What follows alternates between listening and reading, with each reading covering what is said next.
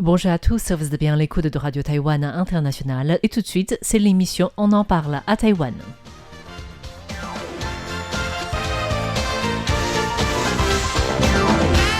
Bonjour à tous, c'est Meg Wang. François-Xavier Boulet. Et Lisa Dufaux. Pour vous présenter On en parle à Taïwan de cette semaine. Alors aujourd'hui, nous allons parler de beaucoup de choses différentes. J'ai l'impression beaucoup en lien avec la religion. Ah, moi, pas Peut-être du tout. Pas. Alors, je me suis trompée. En tout cas, de mon côté, c'est en lien partiellement avec la religion. Moi aussi. Voilà, c'est pour ça, voilà en pour fait. ça.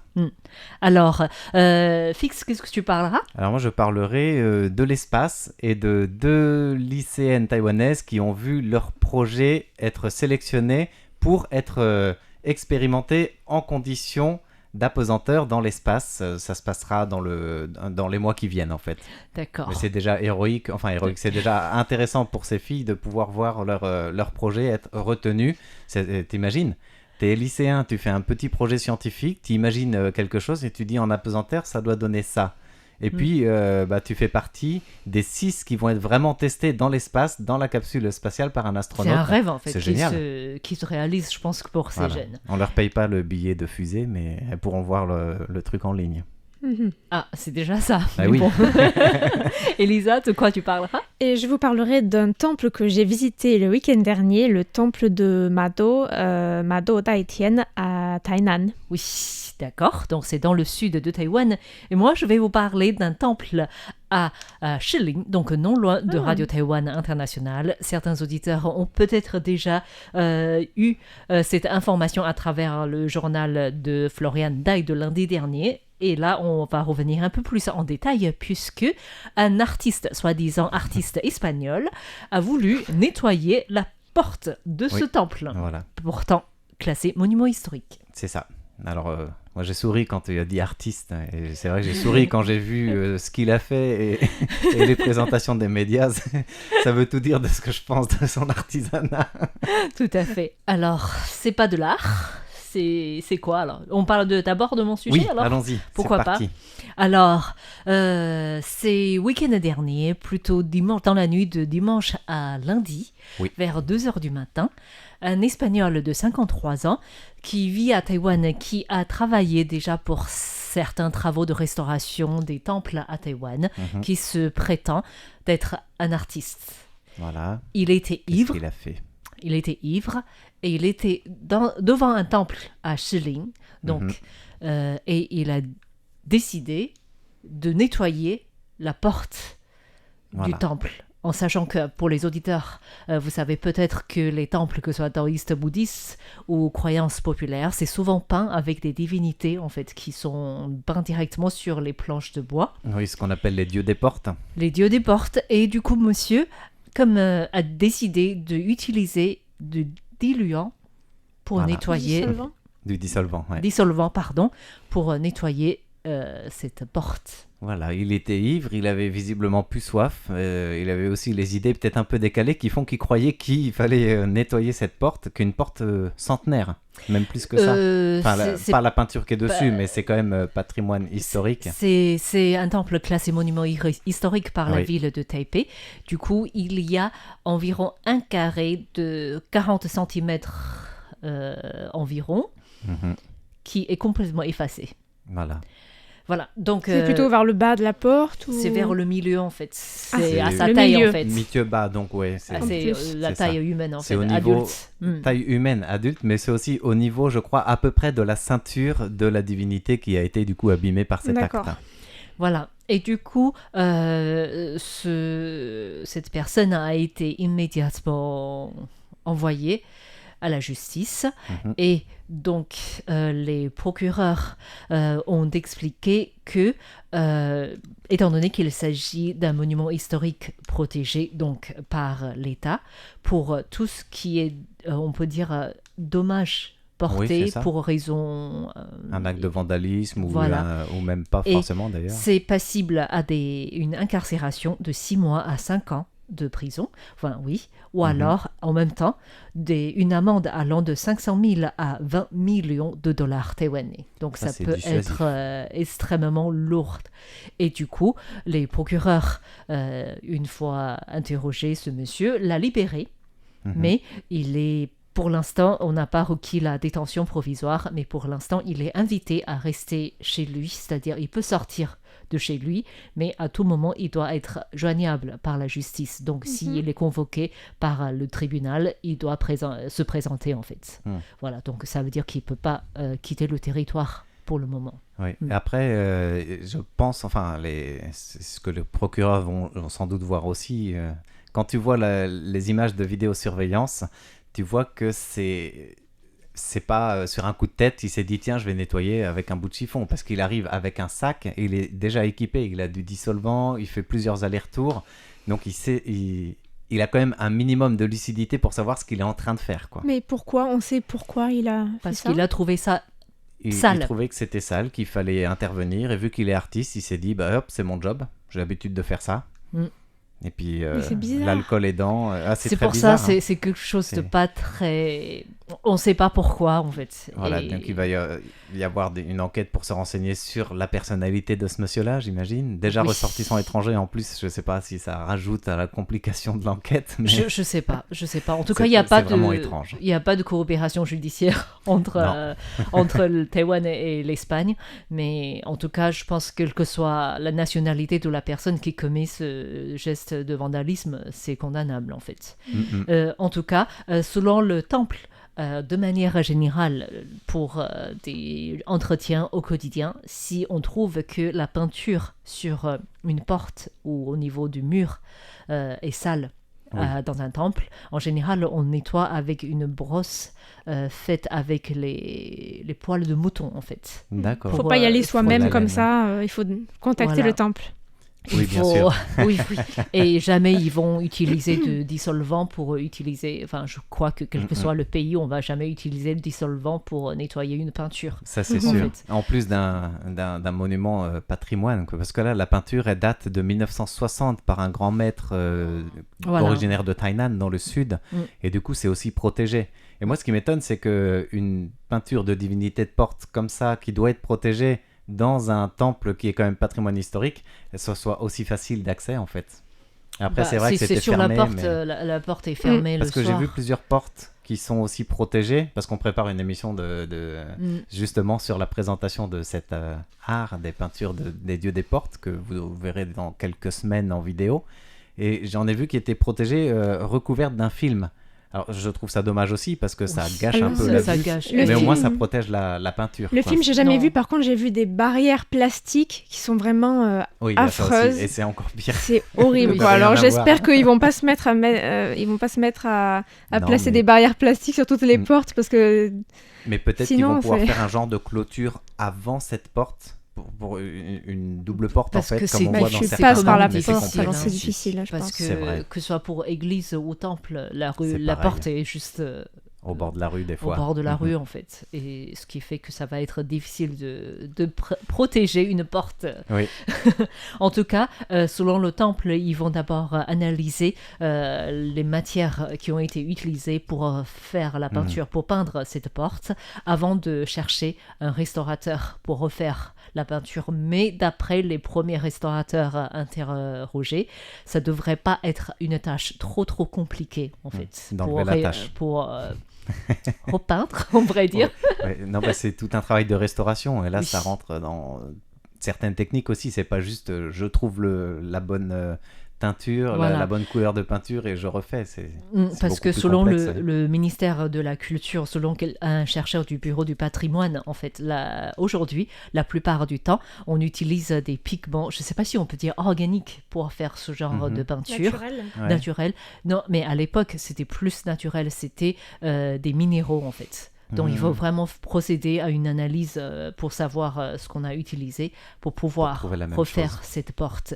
Et effectivement, comme tu disais, cette porte a été réalisée par un grand maître, Chen Yufeng, en 1960. Oui, c'est et ça. Le temple lui-même, il a été construit d'abord donc dans le quartier de Shilin, à l'époque, tout d'abord en 1776, avant être déménagé à son emplacement actuel en 1864. Et les portes ont été restaurées et refaites en 1960. Quel est le nom du temple ? Le temple s'appelle Cicheng, pardon. Tsuchang. Tsuchang. Oui, le temple Tsuchang. Et du Voilà. coup, on va essayer de faire un tour, en fait. Ah oui. Puisque c'est pas Il va trop falloir loin faire d'ici, ça. ce serait Ouais. bien de suivre, j'espère pouvoir suivre la restauration. Tout à fait. Si on y arrive, en fait. Alors, en tout cas, en ce moment, on est en train d'essayer de finaliser une présentation des dieux des portes en général, de leur histoire, de leur restauration à Taïwan, quelles que soient les divinités qui sont honorées, qu'elles soient bouddhiques, taoïstes, Bouddhiste. culte populaire. Voilà, elles ont toutes des portes différentes et des systèmes différents. On va voir comment aussi le rituel pour les honorer est fait ou pas. Et c'est la question que je me posais quand la porte elle est abîmée. Est-ce que la divinité de la porte va jeter un mauvais sort à ce monsieur ou alors est-ce que le temple fait un genre de rituel pour déprofaner ce qui a été abîmé, quoi, un genre de Je sais rituel pas. de resacralisation de je sais cette porte pas. ou l'équivalent. Il faudrait suivre, on peut aller effectivement voir le temple, On ça pourra devient une demander tout obligation en fait. En tout cas, la vidéo se prépare. Tu disais tout à l'heure d'ici quelques semaines, Oui. tu es un peu optimiste, Oui, non, mais c'est j'espère vrai avant que la c'est fin beaucoup de travail, l'année, mais c'est voilà. beaucoup de travail. Surtout si on veut incorporer cette partie de temple Exactement. abîmée en fait. Voilà, donc espérons très bientôt qu'on peut vous faire une présentation plus détaillée concernant toute cette culture et l'art des divinités, des portes des Oui. temples en fait. Alors, on reste dans l'art non, mais dans les temples et la religion peut-être. Oui, c'est l'occasion de vous parler de ce temple à Mado, à Tainan. Dans le sud, Voilà, dans une région qui est connue pour les pomelos. les pomelos, les Mado Wendan. Et voilà, j'y suis allée donc le week-end dernier. C'est un temple assez particulier. C'est un temple taoïste et de religion populaire qui est situé dans le village de Nanshi. Donc c'est environ à 30-40 minutes de voiture de Tainan. D'accord. Et De c'est la ville de Tainan. Oui, de la ville de Tainan, Parce que Tainan, bien c'est sûr. aussi... Toute la super municipalité Voilà, qui s'appelle comme ça. Oui, c'est grand. Et donc c'est un temple qui est dédié aux 5 Wangye, ce qui fait qu'il est aussi appelé temple des 5 rois. Voilà. Et donc c'est des émissaires du dieu céleste, en fait, qui sont censés de protéger... Les Wangye donc, sont dans cette religion populaire de la côte sud du Fujian et de l'île de Taïwan, des émissaires divins de l'empereur céleste, Oui. qui s'attaquent en fait aux démons qui propagent des maladies contagieuses et protègent aussi contre toutes sortes d'esprits malfaisants. Et ce temple donc de Mado Daitian affirme être le plus grand temple dédié aux Wangye de tout Taïwan. Ah oui. Bon, je ne sais pas comment calculer ça, mais Je peut-être sais en pas. nombre de visiteurs ou je ne sais pas. Oui. En tout cas, Ok. ce temple aurait été construit pour la première fois au XVIIe siècle, lorsqu'un bateau serait arrivé sur la côte. Et il portait le nom de temple de Baoning. Sachant que tous les temples taïwanais ont souvent tendance à faire remonter leurs origines très très lointains. Au Très loin, Parce qu'il suffit Voilà. d'avoir très peu de choses pour dire qu'on vient de là à cette époque, en C'est fait. vrai. Et même avec des cendres des encensoirs qu'on emmène, en fait. Oui. Donc ce temple s'appelait temple de Baoning. Ensuite, il a été détruit par un tremblement de terre et a été déplacé ailleurs. Et puis renommé temple Bao'an.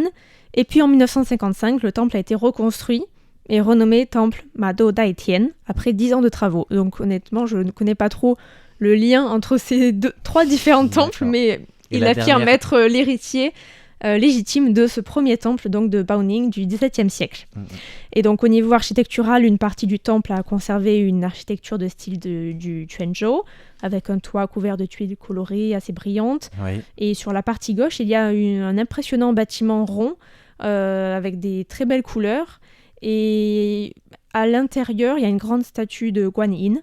D'accord. Voilà. Et à l'extérieur, il y a des sortes de petites de reliefs Un peu comme une pagode. assez bizarres, on va dire. Bizarre dans quel sens? Et Bah, Alors, disons définition que bizarre. c'est des personnages qui sont pas forcément pas forcément très harmonieux. Parce que ça a été réalisé par des personnes différentes ou c'était... Je les- sais c'est pas, peut-être, mais en tout cas, pour c'était représenter des créatures. en c'est tout cas, possible. c'était sans doute pas fait par le maître du temple de Chelin. C'est ce qu'on peut dire, même si je ne connais pas beaucoup. en peinture de temple. Voilà. Mais ce qui fait vraiment la renommée de ce temple, c'est sans aucun doute la partie arrière, où en fait a été construit en 1979 un immense dragon chinois de 76 mètres de long 76 Wow. et haut de 7 mètres par endroit, avec une gueule de 5 mètres de diamètre, où en fait on peut pénétrer pour visiter une représentation du paradis. Ah, du coup, c'est Du une paradis infrastructure taoïste et de bâtiment, la- quoi. C'est Ah. vraiment immense, immense. Et c'est sur terre ou sur un étang? C'est sur, oui, c'est sur un étang. D'accord. Vous pouvez voir la photo ici. On Voilà. peut mettre sur, On sur verra Je sur mettrai le la site photo. internet. Et même, je ferai une vidéo sur ce temple, Waouh, c'est bien ça. puisque cette semaine, c'est l'ouverture de la porte des enfers. Eh oui. Et du coup, tu as visité le paradis. Alors, j'ai Pas pas mal. eu le temps de visiter le paradis parce Ah. que je suis arrivée trop tard, mais par contre, j'ai pu visiter l'enfer. Comment tu peux arriver trop tard pour le paradis? Mais j'ai demandé au gardien. Voilà, on est en retard. Est-ce qu'on peut, qu'est-ce qui est le mieux pour visiter? Est-ce que c'est mieux d'aller au paradis ou à l'enfer? Elle a dit aller à l'enfer, c'est plus intéressant. Voilà, C'est mieux, l'enfer, c'est mieux, il m'a dit. J'ai dit, bon, d'accord, alors du coup, il faut payer 40 NT pour rentrer. Il s'appelait comment, Saint-Pierre, ce gardien des temples? Et du coup, l'enfer, il est où? Alors, l'enfer, c'est dans un souterrain. Du temple même, en fait. Donc, c'est pas dans le c'est dragon. sous le en fait. dragon. Sous le C'est dragon. sous le D'accord. dragon. D'accord. Voilà. Et donc, ce temple-là, j'ai vu sur Internet qu'il était surnommé par les Taïwanais la version taïwanaise de la villa Haopar, qui est en chinois Hubao Bieshu. Je ne connaissais D'accord. pas. En Hubao fait, Bieshu. c'est une villa qui a été construite par deux frères birmans à Singapour, qui ont fait succès en inventant la formule du baume du tigre. Ah oui. Et D'accord, qui l'ont ok. exporté dans toute l'Asie et qui ont construit un parc avec un jardin chinois traditionnel et toutes sortes de références, de représentations de la mythologie chinoise et notamment des grottes avec la représentation des 10 tribunaux de l'enfer chinois. Mmh. Et donc je ne sais pas si c'est inspiré de ça, mais en tout cas ça ressemble pas mal. D'accord. Et donc on y voit des représentations de têtes de bœuf et visages de cheval. Ah oui. Niao Tou Ma Mian, qui sont donc deux gardiens et assistants du second juge de l'enfer dans la mythologie chinoise. Ils sont les premières personnes, enfin les premiers Divinités, êtres que l'âme des morts rencontre donc à l'entrée de l'enfer, du monde souterrain. Voilà. Et ceux qui Et veulent donc- pas y aller, il paraît qu'ils allaient même les chercher. Quand ton heure était venue, tu voulais pas y aller, bah c'est eux qui y arrivaient, quoi. Donc quand D'accord. tu les vois, de toute façon, tu sais ce qui t'attend. Voilà, et donc dans l'enfer chinois, le Diyu, il y a 18 enfers et répartis 18 entre niveaux, oui. 10 tribunaux. Ouais. Oui, 18 niveaux, effectivement. Et donc, en fait, c'est selon les interprétations, enfin, selon les versions, ça peut changer beaucoup. Ouais. Et donc, ce que j'ai quand même... donc, je vais vous dire la version Qui t'a marqué. qui est dans ce temple, en fait. Oui. Et du coup, tu descendais, il y avait 18 niveaux. Au sol, Non, pas sous-sol. 18 niveaux. En fait, c'est plutôt une... Comme couloir. tu vas dans Disneyland, Des salles. c'est un ok. sort de couloir ou Ikea. D'accord. Voilà. Un Il y couloir a comme ça, plusieurs avec stations, plusieurs comme ça. stations, plusieurs grottes, avec comme premier niveau le hall du jugement, Mhm. qui est gouverné par un seigneur Tin Guang, je ne sais pas si je prononce bien, qui juge toutes les âmes. Et donc les personnes vertueuses vont au paradis et les mauvaises sont envoyées au niveau qui correspond à leur crime. D'accord. Donc le deuxième niveau, c'est celui où les fonctionnaires corrompus qui ont abusé de leur pouvoir et nuit à la population vont être torturés avec une guillotine en forme de tigre. Mhm. Il y a encore de la place dans ce niveau ou c'est complet? C'est complet dans tous les pays, je pense. Ensuite, le troisième niveau, alors c'était pas très clair, mais selon les explications, ceux qui ont provoqué des troubles, ceux qui ont harcelé d'autres personnes, eux, ils sont écrasés et pulvérisés par des pierres.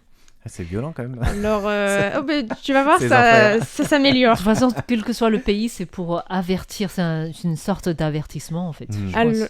Alors, le quatrième niveau, il y a les violeurs et les adultères qui sont attachés à des piliers brûlants en cuivre, parce que ça conduit bien la chaleur, Ouais. et brûlés vifs. Alors, on voit des sortes de divinités qui, avec un petit éventail pour attiser la flamme. Voilà. Ça, c'était assez inventif, j'ai trouvé. Le cinquième, c'est ceux qui ont donné des faux témoignages et qui ont profité des autres. Donc, ceux-là voient leurs yeux arrachés. Ensuite, on a les vendeurs de drogue, les Donc, toxicomanes. les yeux arrachés, ils peuvent vivre, en fait. Donc, ils ne sont pas tués, Donc ils en peuvent fait. continuer de souffrir. Ouais. En fait, le principe, c'est qu'ils sont torturés jusqu'à ce que leur peine soit exécutée et jusqu'à ce qu'ils se repentent. Donc le 6e niveau, c'est pour les vendeurs de drogue, les toxicomanes, D'accord. les fabricants de médicaments, de faux médicaments, d'alcool frelaté. Donc on peut imaginer opium en fait, Oui. autre temps. On les fait planer. Voilà, qui sont bouillis dans un chaudron d'huile. Ah oui. Au 7e niveau, on a ceux qui s'engagent dans le trafic d'enfants, de femmes et ruinent les familles par des tromperies. À ceux-là, on arrache le cœur. Ensuite, pour le 8e niveau, on a ceux qui profitent des gens, ceux qui arnaquent les faibles. Ceux-là, ils sont mangés par des chiens et mordus par des serpents. Wow. Au 9e niveau, on a des enfants qui n'ont pas montré de piété filiale, qui n'ont pas été gentils avec leurs parents, qui sont pendus à l'envers sur des crochets à viande. Fix, là tu rigoles trop. Accroché à la maison. Et ce qui était marrant, c'est que j'ai fait la visite avec... Enfin, il y avait une famille taïwanaise avec 3 enfants en bas âge. Et donc, la maman qui expliquait aux petits garçons, tu vois, ça, c'est pour les enfants qui n'écoutent pas leurs parents. Oh, ça, c'est lourd. De quoi faire des cauchemars en rentrant à la maison. Bah oui. Et puis, c'était rigolo, puisqu'il y avait la plus petite fille qui pleurait pendant la visite. Oui, bah j'imagine, parce que toutes ça ces doit faire scènes, peur, c'est en assez effet. déchirant. Et la mère lui disait, non, mais t'inquiète pas, il n'y a pas de quoi avoir peur, c'est rien de bien méchant. Et puis, en même temps, on passait devant un mannequin qui était pendu et qui avait une face toute ravagée par le sang. Eh bien, on a hâte de voir la vidéo que tu nous as préparée sur ça. Alors. Voilà. Et sinon, au 10e niveau, on a les violeurs et les assassins qui sont coupés en morceaux. Ensuite, le 11e, les voleurs, les kidnappeurs, les fraudeurs qui sont écrasés par une meule. Voilà, on a les cambrioleurs qui sont démembrés. Pour le 13e niveau, c'est les belles filles qui ont été désobéissantes ou qui n'ont pas respecté leurs beaux-parents, qui sont punies et qui doivent porter des lourdes charges au-dessus de leur tête jusqu'à ce qu'elles faiblissent et soient écrasées par cette charge. Donc, du coup, c'est pas le même crime que piété filiale, non, en fait. c'est pas différent encore. Voilà, au 14e niveau, on a les proxénètes et les trafiquants d'êtres humains qui voient leur visage écorché. Moi, je trouve que c'était plutôt plutôt soft quand même pour un crime comme ça, comparé aux autres. Ensuite, on a aussi les arnaqueurs du 15e niveau, ceux qui ont apporté la ruine financière en fait à des gens et poussé leurs victimes au suicide. Ceux-là sont éventrés et éviscérés. Waouh. Wow. C'est vrai qu'il n'y a pas toujours le principe de proportionnalité dans ces enfers-là. Oui. Et pour le 16e niveau, on a ceux qui font des jeux d'argent, qui commettent des fraudes, qui vendent des produits contrefaits. Alors eux, on les force à se suicider à l'aide d'un couteau. Et pour le 17e niveau, les personnes qui ont propagé des fausses rumeurs, ceux qui ont fait du commérage, ceux qui ont provoqué aussi la mort de personnes à cause de ces fausses rumeurs, ceux-là, on leur arrache la langue. Ah oui. Voilà. Et ensuite, enfin, le 18e niveau, c'est le dernier, donc, après que toutes ces punitions ont été distribuées, toutes ces âmes boivent un élixir, le Mangpo-tang, qui permet d'oublier la vie passée et au passage cette petite expérience sympathique à l'enfer, après quoi les âmes sont prêtes à être libérées et peuvent se réincarner soit en animal, soit en humain, qui souffriront ensuite sur Terre pour expier leurs crimes passés. Voilà, donc finalement c'est la maman qui a accompagné ses enfants qui avait raison, il n'y a pas de quoi avoir du mal, arriver au 18e niveau, on oublie tout. On peut même passer par des petits ponts, parce qu'en fait dans la représentation des enfers, apparemment il y a 3 ponts, et on peut passer sur ces ponts, et dans un de ces ponts, il y avait un petit étang avec des cadavres de femmes, avec des mannequins de femmes qui baignaient, qui étaient noyés dans ce petit lac, et puis quand on passait, cette petite fille continuait à pleurer, et puis la mère disait « Mais non, regarde, ce sont des faux, ce sont pas des vraies personnes !» Et on console comme on peut des fois. Je pense qu'il y a des lieux de visite qui doivent être interdits au moins de 18 ans. Mais justement, en fait, j'ai interviewé le père et il m'a dit, justement, nous on vient ici parce que c'est une bonne manière d'éduquer les enfants. Voilà, on leur montre ce qui ne peut pas être fait. En connaissance de cause. Voilà. Et puis la mère de famille disait, je suis venue ici il y a 19 ans, et puis ça n'a pas bougé. Apparemment, ils n'ont pas rénové le lieu, ils n'ont pas réparé les petites choses qui étaient cassées. Et du coup, ça donne un aspect encore plus effrayant aux scènes. Parce qu'en fait, il y a des personnages où des yeux sont tombés, des choses comme ça. Donc c'est vraiment... Film d'horreur presque. C'est vraiment divertissant. Hâte de voir la vidéo, en tout cas. Voilà. Et maintenant, on va parler de quelque chose d'un peu plus prometteur, peut-être. Oui, faut espérer que c'est prometteur. on va surtout prendre de l'altitude pour aller dans l'espace. Enfin, on n'y va pas, mais on va bientôt y aller. Il y a 2 lycéennes de Taichung, dans le centre de Taïwan, une certaine Luo Xing et une Liu Shui, qui ont participé au concours 2023 d'expérience spatiale internationale en conditions zéro gravité. Pour la faire courte et simple, c'est un concours où chacun peut présenter une expérience en imaginant au niveau scientifique les résultats ou les effets de sa question pour tester l'expérience en laboratoire, mais en conditions d'apesanteur, donc en conditions de l'espace. Et les meilleurs projets sont retenus, donc tous les ans ça existe depuis plusieurs années. C'est une coopération éducative entre plusieurs universités et l'Agence spatiale internationale, et c'est directement dans la Station spatiale internationale qu'il y a une capsule d'éducation, justement, de test, et c'est un astronaute japonais qui est en charge de ça depuis plusieurs années et qui va faire l'expérience de 6 projets retenus. Alors cette année, il y avait, quand je dis 6, il y avait 570 participants, rien que pour l'Asie-Pacifique. Ah oui, c'est beaucoup. Et Qui ont présenté 245 projets, et les Taïwanaises, elles ont comme projet de faire quoi ? Eh bien, de démontrer les possibilités de mouvement et de rotation corporelle d'un astronaute en apesanteur par la simple respiration à travers des pailles de différentes tailles, de différents diamètres. C'est-à-dire, en apesanteur, apparemment, si tu expires d'une certaine manière, ça peut t'envoyer, te faire bouger des bonds. Et du coup, ils ont testé avec plusieurs variables la taille de la paille. Donc, tu as l'astronaute qui doit avoir la paille dans la bouche et expirer à travers ça pour voir comment son corps va réagir en apesanteur. Est-ce qu'il va faire des galipettes ? Et donc, il y a une autre variable, c'est assis et debout. Et elles estiment, de ce qu'elles ont calculé, qu'en apesanteur, en expirant fort, s'il est assis, il va tourner sur lui-même et faire une galipette. Ouf. Et s'il est debout, il va glisser comme si une planche de bois était mal posée contre un mur, et puis il va glisser comme ça, tomber et peut-être même se relever dans l'autre sens. Donc, c'est génial. Voilà, alors l'astronaute va se soumettre à cette expérimentation dans les mois qui viennent. Du coup, il y aura des tailles différentes de paille. Voilà, alors c'est pas la longueur de la paille qui change, c'est le diamètre. Le diamètre. Et elles ont déjà un peu fait des calculs avec leurs professeurs, et elles ont expliqué qu'elles n'y connaissaient rien du tout en astronomie. Et en première année de lycée, à titre expérimental, pour choisir tes options de 2e et 3e année, ils ont fait venir, ce lycée de Taichung, un professeur de l'université Cheung Kong qui a fait un cours d'initiation qui s'appelle « Amour de l'astronomie ». Et elles sont vraiment tombées amoureuses de l'astronomie, donc elles ont suivi ce cours, elles se sont inscrites au concours sans savoir si elles allaient réussir à monter un projet comme cela, quoi. Elles ont pensé une idée, elles ne savaient pas si ça allait être intéressant, si ça allait marcher. Le professeur les a encouragées et même resté plus longtemps au lycée pour encourager ces filles qui étaient intéressées en fait par cette expérience. Et puis ça a retenu l'attention du jury puisque c'est elles qui ont déjà été présélectionnées pour représenter Taïwan.